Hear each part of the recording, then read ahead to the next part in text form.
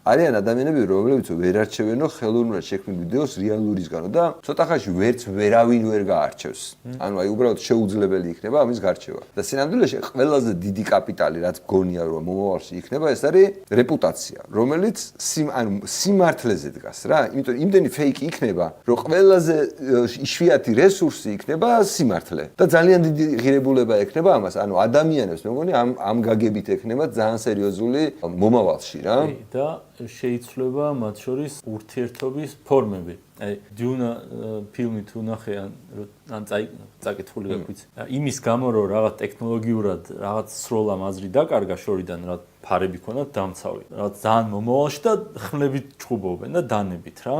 და AI ალბათ მაგას მოიტანს რომ არანაირი კოლი, არანაირი ვიდეო, არაფერს აზრი არ ექნება. მარტო პირისპირ და შევხვდეთ და დავილაპარაკოთ. ნახო და ელაპარაკო. ისე ანუ ტრენდებზე გადავალ.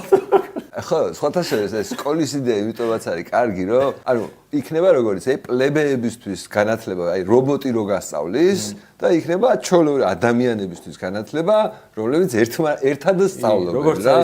ღვინო როა ქარხნის ღვინო და კრაფტი, ხელნაგეთი.